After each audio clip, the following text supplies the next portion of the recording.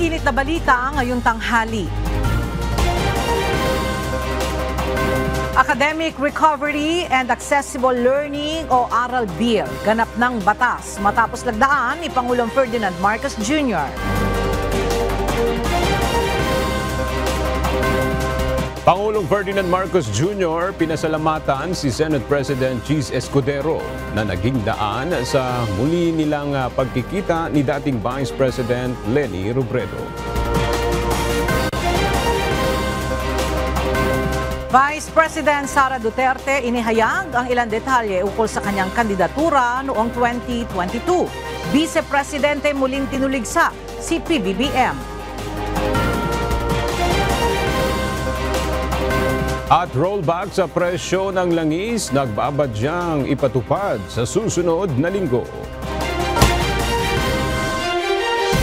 Magandang tanghali mga kasangbahay. Ngayon po ay araw ng Biyernes, October 18, 2024. Tayo po ay sabayang napapakinggan sa Radyo La Verdad 1350, ang UNTV Radio. At una sa mga balita ngayong tanghali. Good news para sa mga motorista. Makalipas ang ilang magkakasunod na linggo ng oil price hike, may inaasahang rollback sa presyo ng langis sa susunod na linggo. Base sa resulta ng 4 na araw na oil trading sa international market, maaaring bumaba ng nasa piso hanggang piso at 15 sentimos ang presyo ng kada litro ng diesel, habang nasa 50 hanggang 75 sentimos naman ang posibleng maging rollback sa presyo ng gasolina at 90 sentimos hanggang piso kada litro ng bawas sa presyo ng kerosene. Sa Lunes, i-anunsyo ang final oil price adjustment na ipatutupad sa araw ng Martes, October 22. Iniulat ng New NAIA Infrastructure Corporation na merong higit 20 mga sasakyan ang inabandona sa iba't ibang bahagi ng mga parking sa Ninoy Aquino International Airport o NAIA. Ang ibaan nila dito, 2014 pa hindi nakukuha. Inabisuhan na ng NNIC ang mga may-ari na i-claim ang kanilang mga sasakyan. Wala na ring babayaran sa parking at magpapakita lang ng proof of ownership ang may-ari para makuha ang kanilang sasakyan. Ayon sa NNIC, may dala ring peligro ang mga inabandonang sasakyan dahil ang ilan sa mga ito ay nabubulok na. Patuloy na nagsasagawa ng accounting ang NNIC sa parking spaces sa NAIA para mas mapakinabangan ito at inaasahan na pwedeng may makita pang ibang sasakyan ang inabandona sa NAIA. Inihayag kahapon ng Metropolitan Manila Development Authority o MMDA na hindi muna mag-i-issue ng ticket ang kanilang mga enforcer para sa minor traffic offenses simula November 18 hanggang December 25. Magiging kasabay ito ng ipatutupad na adjusted mall hours sa Kalakhang, Maynila para sa holiday season. Ayon kay MMDA Chairperson Attorney Don Artes, ilan sa halimbawa ng minor traffic offense ang swerving o ang biglaang paglipat ng linya, ngunit iginiit nito na magiging case-to-case basis ang katulad na paglabag. Pinayuhan na rin ng ahensya ang mga tauhan nito na pagsabihan ang mahuhuling lalabag ng mga motorista tungkol sa kanilang nagawa. Isa ng ganap na batas ang panukalang Academic Recovery and Accessible Learning o ARAL matapos lagdaan ngayong umaga ni Pangulong Ferdinand Marcos Jr. Ang detalye alamin natin kay Nel Maribohok live. Nel, ano ba yung nilalaman nitong bagong batas na ito? Yes, pangunahing layunin ng Academic Recovery and Accessible Learning o ARAL Law na lumikha ng isang libreng National Learning Intervention Program na nakadisenyo sa mga estudyanteng hirap na makaabot sa pamantayan ng kanilang grade levels. Ang ARAL program ay ipatutupad ng Department of Education at tututok ito sa pagpapaunlad ng kakayahan ng isang estudyante sa mga mahalagang larangan ng pagkatuto. Kabilang na ang reading o pagbabasa at mathematics sa grade 1 hanggang grade 10 at science o agham para sa grade 3 hanggang 10. Sa paglagda ni Pangulong Ferdinand Marcos Jr. sa ARAL Law, nakatitiyak siyang ito ang magbibigay daan upang lalong maisulong ang karapatan ng mga kabataan na magkaroon ng mataas na kalidad ng edukasyon. With the signing of the Aral Law, we embark on a definitive journey to champion the right of every Filipino child to quality education, ensuring as well that it is accessible to all. At the heart of this law lies a steadfast commitment to a free and effective learning intervention for our learners from kindergarten to grade 10 within our public education system. Sa kanya rin talumpati, ipinahayag ni Pangulong Marcos ang pangangailangan na agad na umaksyon sa learning crisis na kinakaharap ng bansa. Binanggit ni PBBM ang resulta ng Program for International Student Assessment o PISA noong 2018 kung saan 75% ng mga mag-aaral na Pilipino ang hindi umabot sa minimum na antas ng kasanayan sa pagbabasa, matematika at agham. Yan muna ang ating update. Balik sa iyo, Aga. Maraming salamat, Nel Mariboho. Nagpasalamat si Pangulong Ferdinand Marcos Jr. kay Senate President Francis Chis Escudero sa ginawang hakbang nito na anyay political reconciliation. Ang tinutukoy ni Pangulong Marcos Jr. ay ang nangyaring pagtatagpo nila ni dating Vice President Leni Robredo sa isang event sa probinsya ng Sorsogon kahapon. Si Robredo ay kabilang sa nakalaban ni PBBM sa 2022 presidential elections. Naging mahigpit din silang magkalaban sa Vice Presidency noong 2016 elections kung saan inakusahan ni PBBM si Robredo na pandaraya matapos itong manalo bilang ikalawang Pangulo ng bansa. Sa kanyang pambungad na pananalita sa ceremonial signing ng Aral Law sa Malacanang, nagpahayag ng pagkatuwa ang Pangulo sa nangyari. Senate President Chis Escudero and who has taken a very important step towards political reconciliation yesterday. Well done. I'm so happy you did that.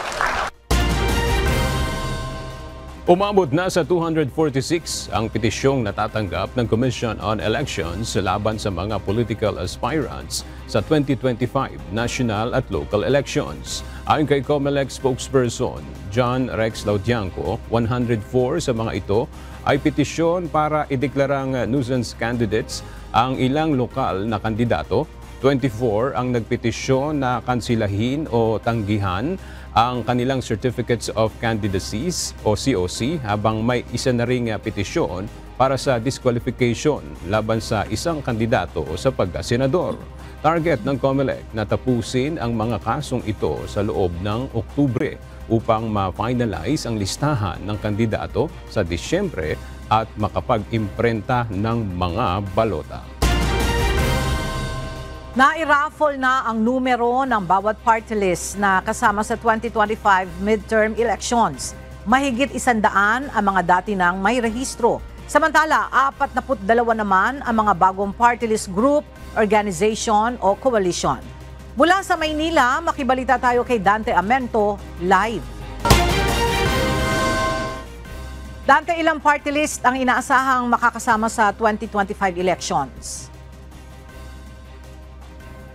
Magandang tanghali, Ella. Mayroong kabuang 156 na party list groups, organization at coalition ang nakapaghain ng kanilang Certificate of Nomination and Certificate of Acceptance of Nomination, itong tinatawag na CONCAN, noong nakaraang filing ng COC, kung saan 118 dyan, Ella, yung mga dati na mayroon ng rehistro dito sa Commission on Elections. Samantala, yung mga bagong party list group naman na nagparehistro dito sa Commission ay nasa 42. Kaninang alas 9, Ella, ng umaga ay ginawa nga yung automated raffle ng lahat ng party list group sa Chairman's Hall sa Palacio del Gobernador dito sa Maynila. Layo nitong malaman kung ano ang bilang nila sa balota o itong tinatawag na order of listing sa official ballot para sa 2025 elections. Inalis na ng COMELEC yung rule na alphabetical ang paglalagay ng pangalan ng mga party list sa balota. Ang number 1 dito, Ella, kanina ay yung 4Ps party list. Pasok din sa top 10 ang Duterte Youth. Sa top 20 naman ay kasama ang Ipatupad, Patrol. Sa numbers 30 to 40 ay kasama ang Gilas, PBA. Samantala ang Magdalo naman ay kasama sa numbers 40 to 50. Samantala numbers 50 to 60 naman ang PhilReca. Pasok naman sa 90 hanggang 100 yung senior citizens, Agri, Bunyog at Bagong Henerasyon o BH Party List na nasa number 94. Bawat party list ay pinayagan kanina Ella na mayroong isang kinatawan lamang na dumalo pati yung ibang stakeholders tulad ng Citizens Arm. Ella, yung resulta kanina ng raffle ng lahat ng mga party list ay inaasahan nating i-publish yan sa official website ng Commission on Elections at gayon din sa dalawang pahayagan o publication with general circulation. At sa darating Ella na 2025 midterm elections, mayroong 63 seats na bakante para sa mga party list representation diyan sa ating mababang kapulungan ng Kongreso. Yan ang ating update mula dito sa Maynila. Balik sa iyo, Ella. Maraming salamat, Dante Amento. Dumating na kagabi ang pinakamalaking batch ng nagpa-repatriate na mga OFW mula sa Lebanon. Aasahan din ang tuloy-tuloy na pag-uwi ng ating mga kababayang naiipit sa kaguluhan doon. Aminado naman ang pamahalaan na mas marami sa ating mga kababayan ang ayaw umuwi sa bansa kahit tumitindi na ang kaguluhan sa Lebanon. Narito ang report ni Ryan Lacanlale. 18 taon ng OFW si Aling Pilisilda Abok sa Lebanon. Ngunit pinili niya na i-avail na ang alok na repatriation ng pamahalaan. Natatakot na kasi ito para sa kanyang kaligtasan. No po. Walang tamang tulog po doon po. Kasi sa yung apoy na lumalabas na at sa kausok di mo na maano talaga. Kasama siya sa 45 OFW at 2 dependent na dumating sa Pilipinas kagabi. Ayon sa Department of Migrant Workers, ito na ang pinakamalaking batch ng repatriation ng pamahalaan sa Lebanon. Simula nang sumiklab ang kaguluhan sa pagitan ng militanteng grupo ng Hezbollah at bansang Israel. This, I must say, is the biggest batch, no?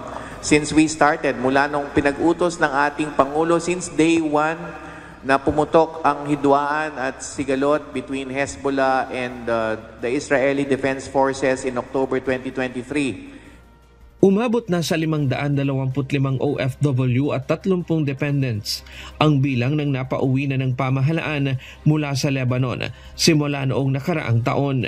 Mayroon pang 364 ang naghahantay ng kanilang flight pauwi sa bansa, habang nasa 200 ang naghahantay ng clearance sa Lebanese General Services.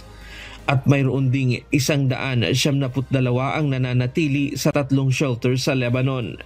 Ayon sa ahensya, asahan na ang araw-araw na pag-uwi ng mga OFW mula sa Lebanon. Bago nagsimula ang kaguluhan sa Lebanon, nasa 11,000 ang ating mga kababayan doon.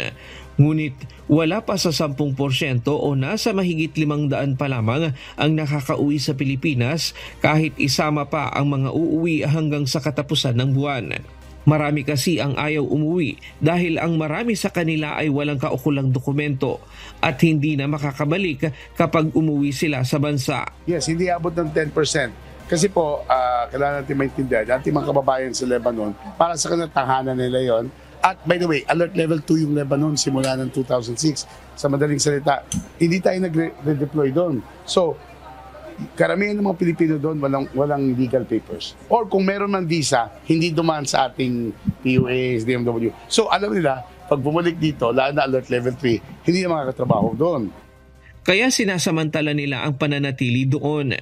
Karamihan anya na walang planong umuwi, yung sanay na sa kaguluhan doon o nananatili na ng 5 taon pataas. Pangamba ng DFA, kung lalo pang lumala at magkaroon ng total war doon, mahihirapan na silang mag-repatriate ng ating mga kababayan. Isa rin sa kinakaharap na hamon ngayon ng pamahalaan ay walang makuhang chartered flight na bibiyahe direkta sa Lebanon. At kung makakuha man ng eroplano, hindi rin ito mapupunuan dahil karamihan sa mga nais umuwi ay wala pang exit clearance. Kaya panawagan ng mga ahensya sa ating mga kababayan, samantalahin ang pagkakataon habang mayroon pang commercial flight at wala pa sa total war ang sitwasyon.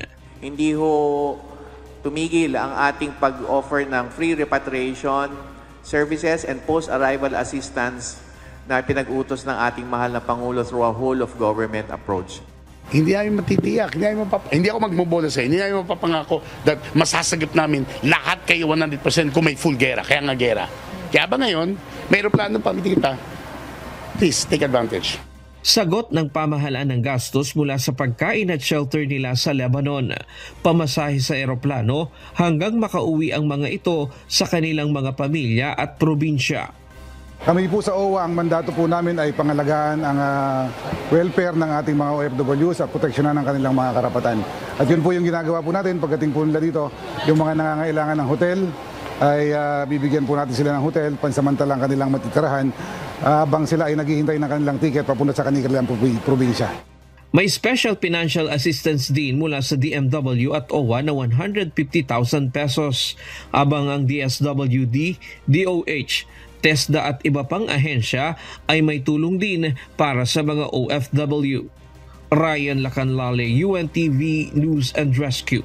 Diyos ang aming sandigan, serbisyo publiko ang aming pinahahalagahan.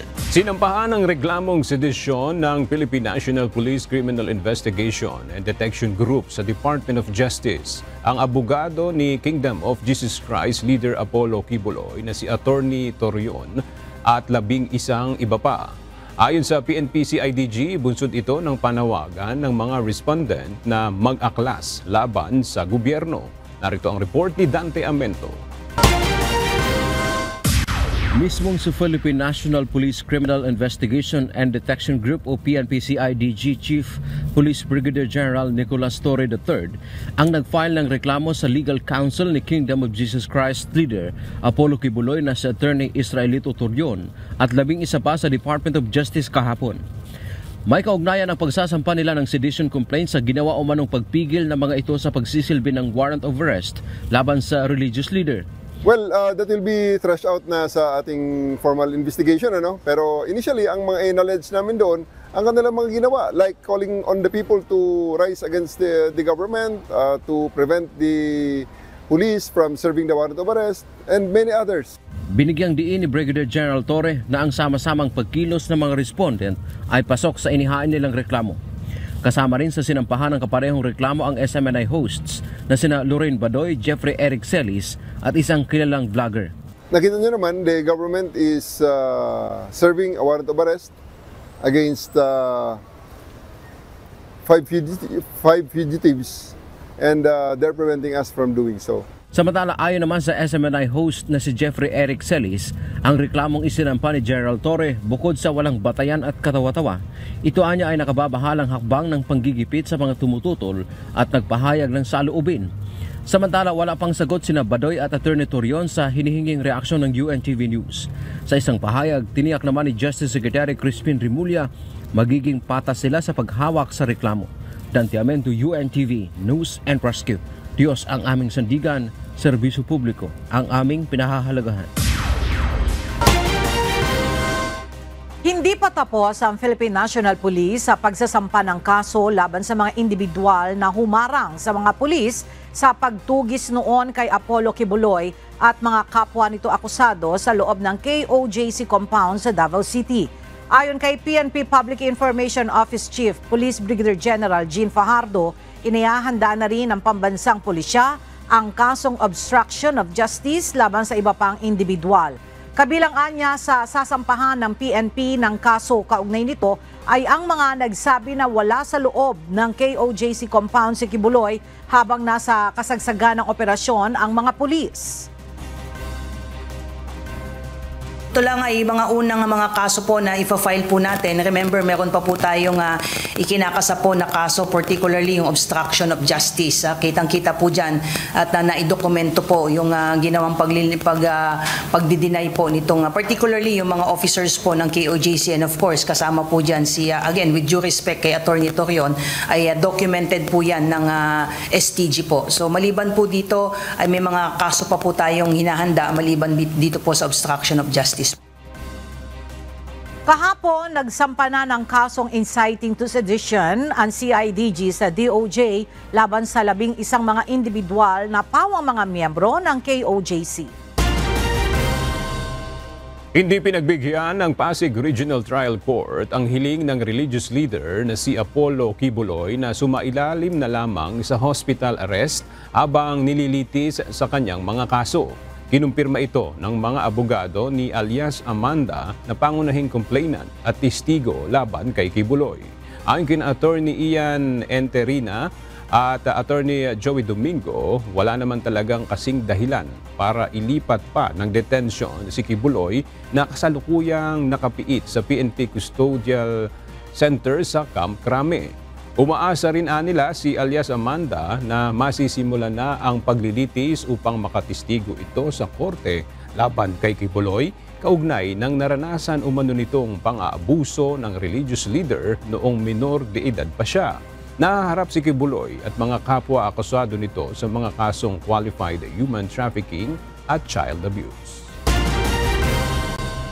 Hindi pabor si Senate President Francis Chis Escudero na pangunahan ni Senador Bato de la Rosa at Senator Bongo ang posibleng pagsasagawa ng investigasyon ng Senado sa drug war ng Duterte administration. Ayon sa pinuno ng Senado, ayaw din naman niyang mabahiran ng pagdududa ang dalawang mambabatas. Narito ang ulat ni Asher Cadapan Jr.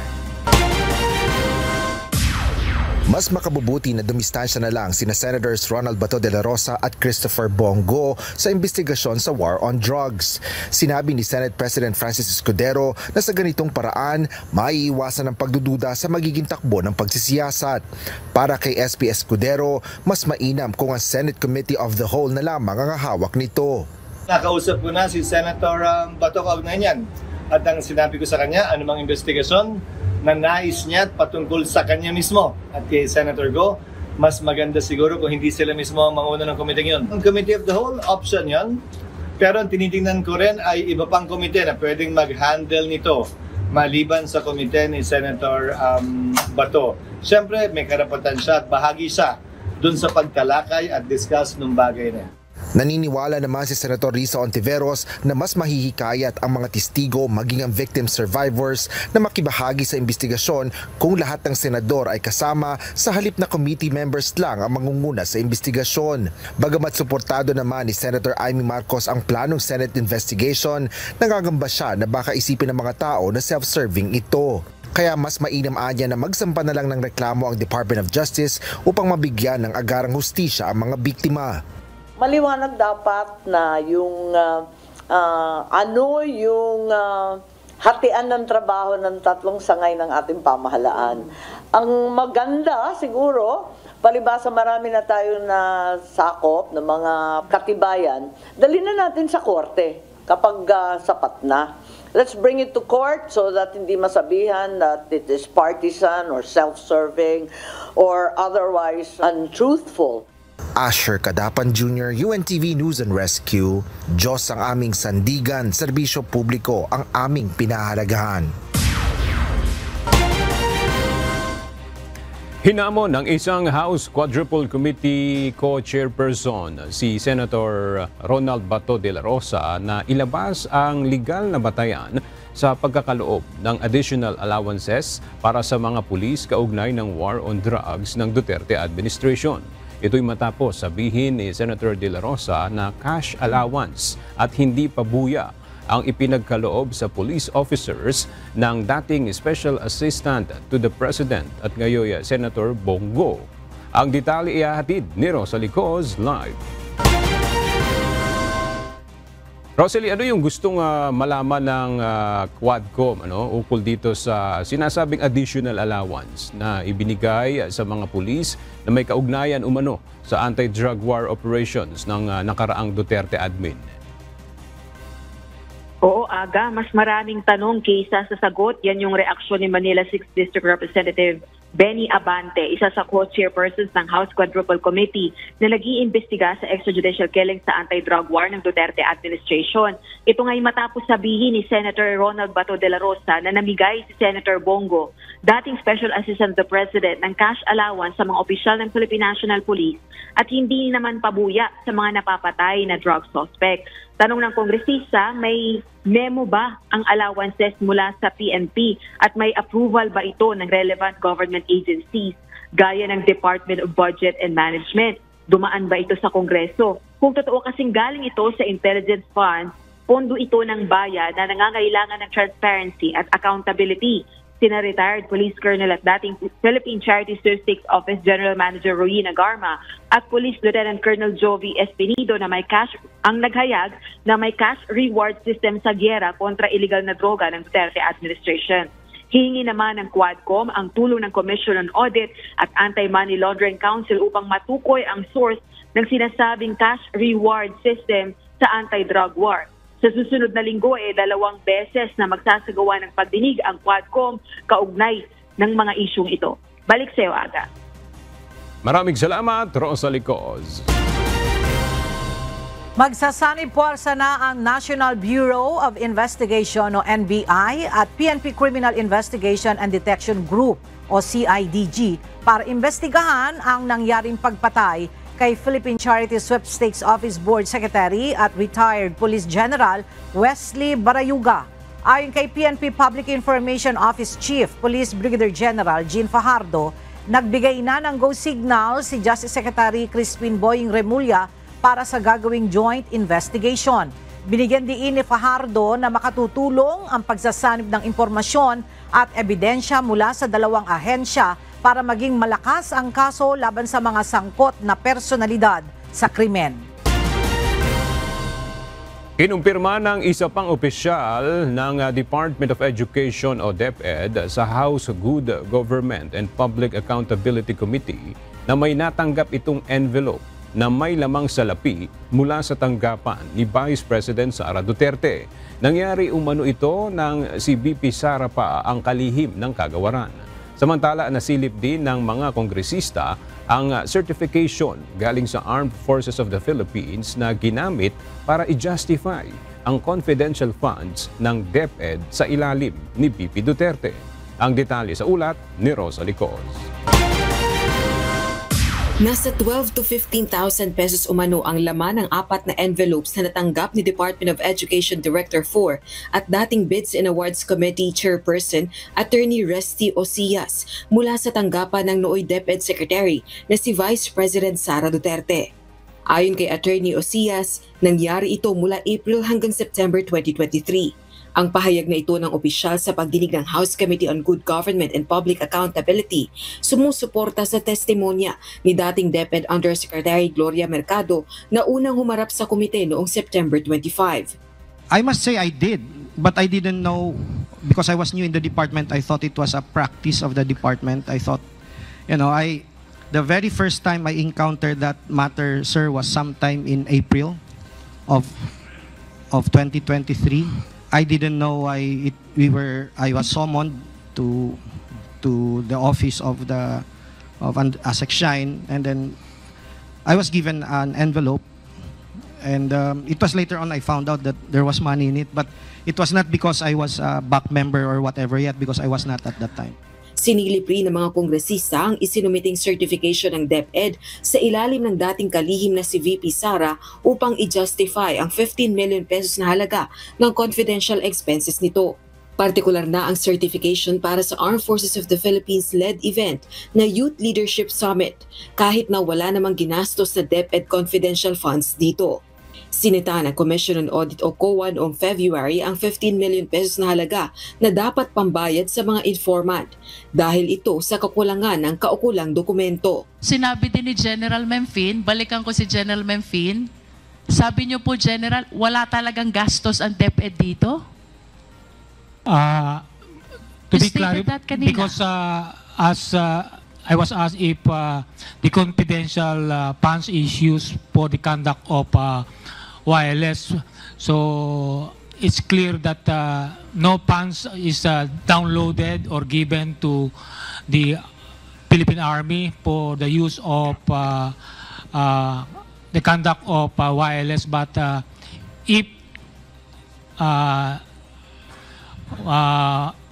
confidential fund is given General, to informers that of is tantamount to saying na walang gastos ang DepEd sa inyo. When you said that they did not or DepEd did not download any fund to the military. Tama? That's correct, So, Your Honor. Mr. Chair, I am very much surprised, but let me wrap up and make this manifestation before I yield to the other members of the committee. While we believe that these certifications were submitted to justify the 15 million that were allegedly paid as reward to informers, now all the officers from the AFP, that includes General Memphine, the USEC for Administration, are stating that the DepEd did not utilize any of its confidential fund in support of the Youth Leadership Summit. Alam ko rin na ginagamit nyo lang yun para i-justify yung expenditure nyo ng confidential fund ng Department of Education. Di ba? You just use that to justify your liquidation of the fund. Ang participation ko po ay naganap nung ako po ay OIC for Finance kasi at that time, nung na-receive namin yung AOM. And we had to respond to the AOM. And so because we had to respond to the AOM, I had to get all the documentation that COA was asking for po through that AOM. Samantala, bahagya namang nagkatensyon sa pagdinig ng akusahan ng isang kongresista ang isang dating DepEd official ng paghingi ng komisyon para sa pagtatayo umano ng school buildings. Ayon kay Surigao del Sur 2nd District Representative Johnny Pimentel, nang hingi umano ng kickback si dating DepEd Undersecretary Epimaco Densing kapalit ng pagpapatuloy ng school building projects sa kanilang distrito. Ang aligasyong ito mariing pinabulaanan ni Densing. That is the reason why, Mr. Chair, this person was taken out of DepEd because of his anomalous practices in DepEd. Yun po ang katotohanan niyan. You have been doing the rounds para ka nagbebenta ng isda. Inaalok mo sa lahat ng congressmen ang allocation ng school buildings asking for a commission. Well, it's a blatant lie. Asking for commission. And that's the very reason I'm process-oriented. Lumikha ito ng bahagyang tensyon dahilan upang suspindihin sandali ang pagdinig. Dapat huwag ka nang bumalik sa gobyerno. The government does not need your kind. You are a very corrupt person making your position to your advantage. Parehong tatakbong gobernador sa Surigao del Sur, sina Pimentel at Densing. Rosa Licoz, UNTV News and Rescue. Diyos ang aming sandigan, serbisyo publiko ang aming pinahahalagahan. Nihayag ni Vice President Sara Duterte sa isang press conference ngayong umaga na ginamit lamang siya ng mga Marcos noong 2022 presidential elections. Direkta rin itong binatikos ang pamamalakad sa bansa ni Pangulong Ferdinand Marcos Jr.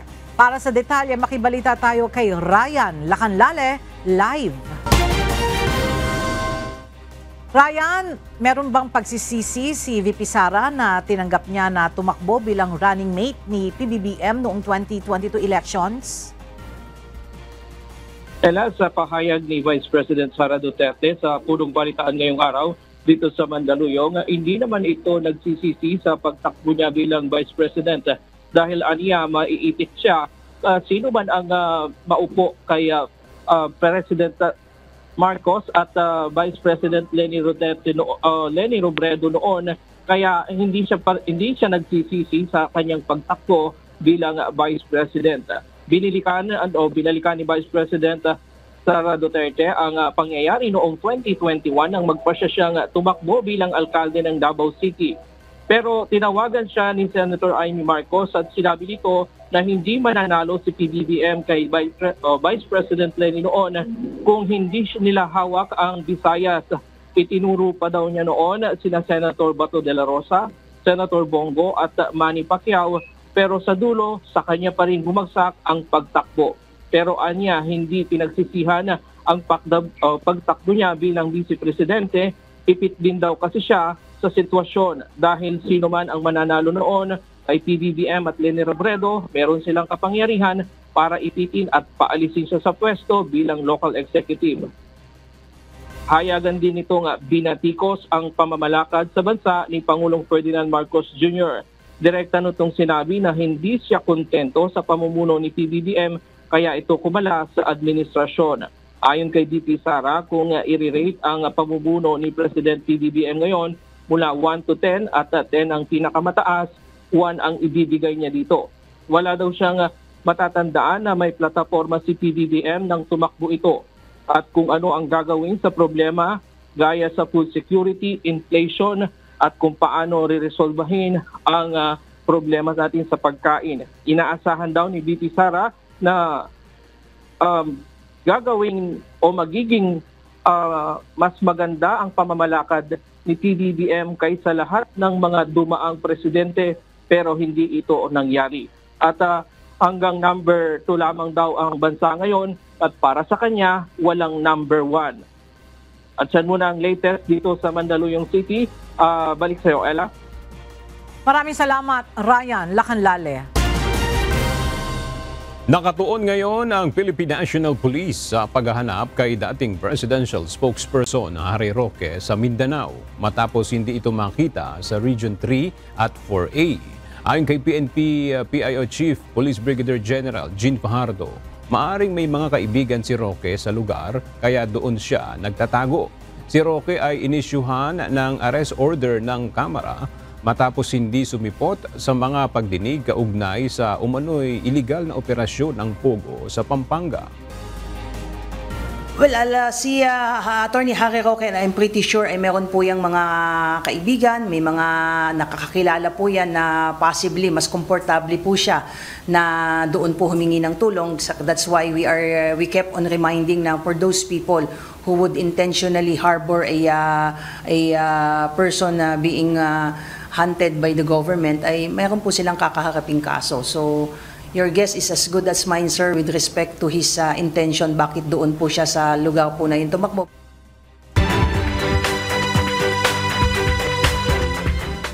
Nagsimula ang selebrasyon ng ikatlong Festival of Festivals sa Cordillera na inasahang makatutulong para makahikayat pa ng mas maraming turista sa Baguio City. Bukod sa turismo, magandang oportunidad rin ito para kumita ang maliliit na negosyante sa City of Pines. Mula sa Baguio City, makibalita tayo kay Grace Doctolero live. Grace, kumusta ang selebrasyon dyan ng Cordillera Festival of Festivals at papaano ba yan makatutulong sa turismo?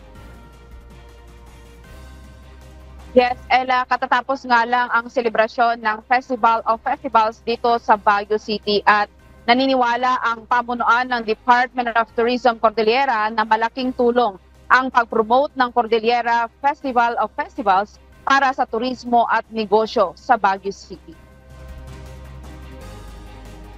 Isang magandang oportunidad ang festival para maraming turista ang bibisita sa lungsod at makisaya sa selebrasyon ng Cordillera Festival of Festivals. Marami rin ang maliliit na negosyante ang nakikita na malaki na i-showcase nila ang produkto ng bawat probinsya. Nabuhay ang pangunahing kalsada sa City of Pines sa tunog ng mga gong at sulibaw sa pagsisimula ng 3rd Cordillera Festival of Festivals. Ang mga tao mula sa lahat sa paligid, kabilang ang mga turista at lokal, ay nasiyahan sa isang parada kung saan ang mga kalahok ay nakasuot ng makukulay na tradisyonal na damit na nagpapasaya sa lahat. Naging mahigpit din ang seguridad ng Baguio City Police Office upang matiyak ang kaligtasan ng mga bisita at mga residente upang maiwasan ang mga insidente ng pickpockets.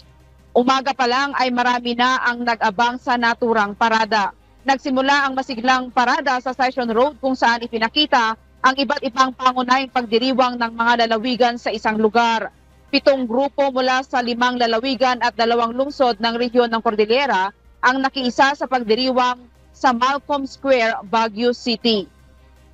Ang mga performers ay mula sa Kawayan Festival ng Abra Province, Siam Naya sa Apayao, Adivay Festival ng Benguet, Colpi at Ifugao, Bodong Festival ng Kalinga Province, Langay Festival ng Bontoc Mountain Province, Kupianchi Matago o Mataguan Festival at Panagbanga Festival ng Baguio City. Here, where the traditions of our indigenous peoples come alive, we celebrate the unique identity of the Cordillera by presenting our heritage in ways that are both captivating, creative, and authentic.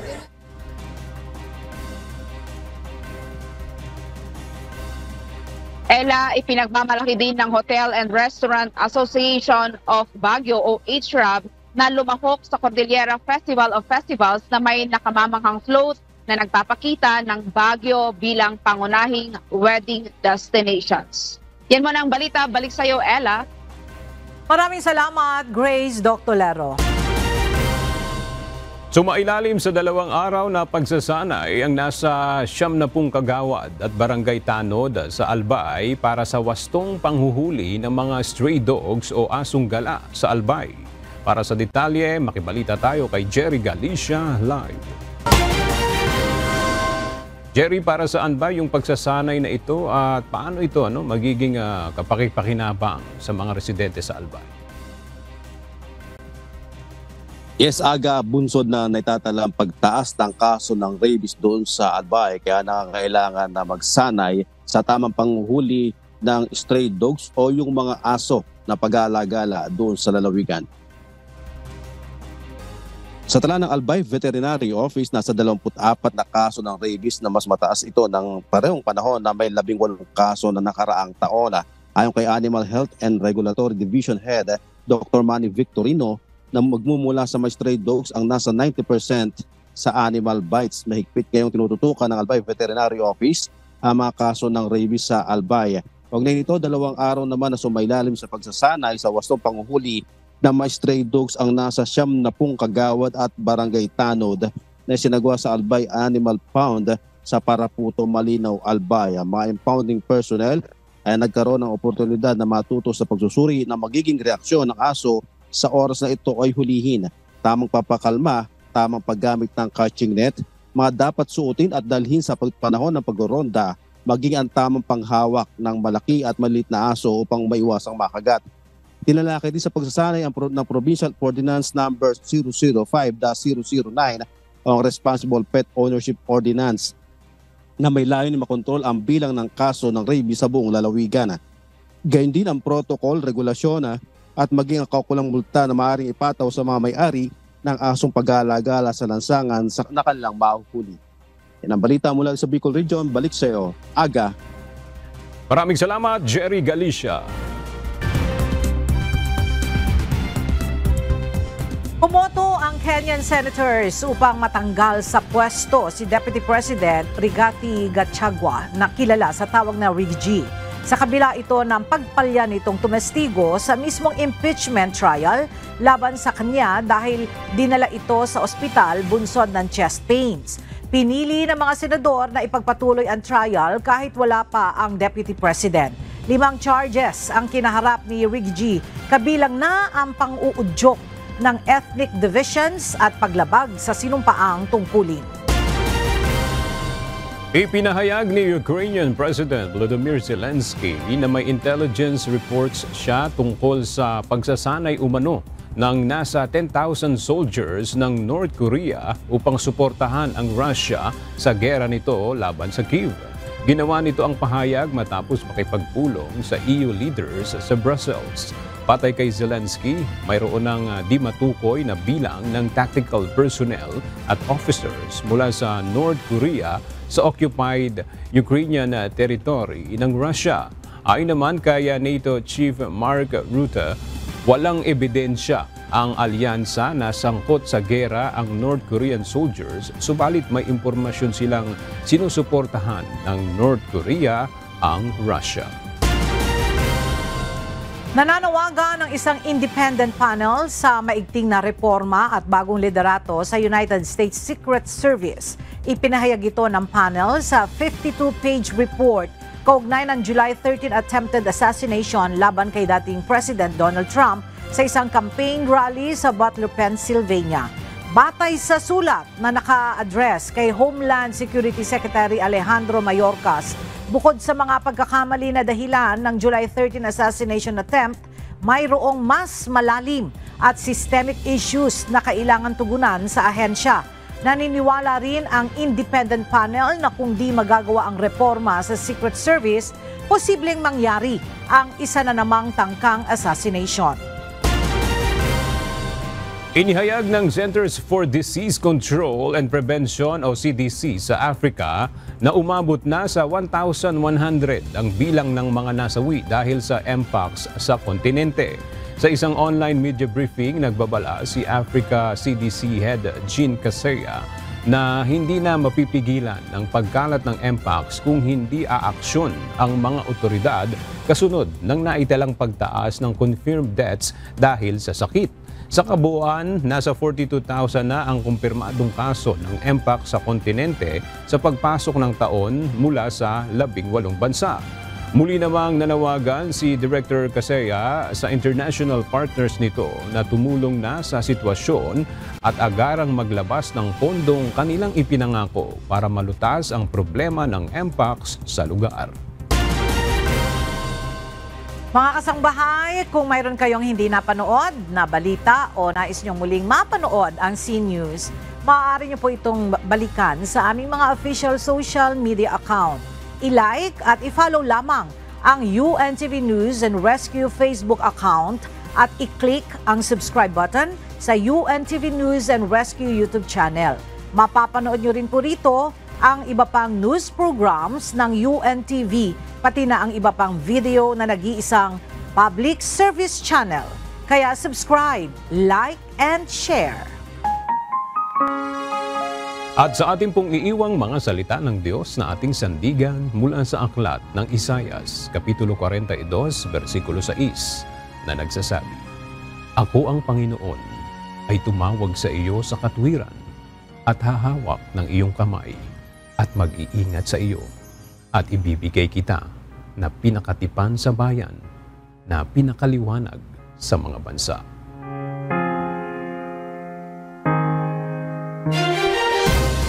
At yan ang mga balitang aming tinutukan at inaksyonan. Dahil sa aming pagbabalita, una ang pagkalinga sa kapwa. UNTV CNews, may balita saan mang panig na ang daigdig. At dito sa UNTV, Diyos ang aming sandigan, serbisyo publiko ang aming pinahahalagahan.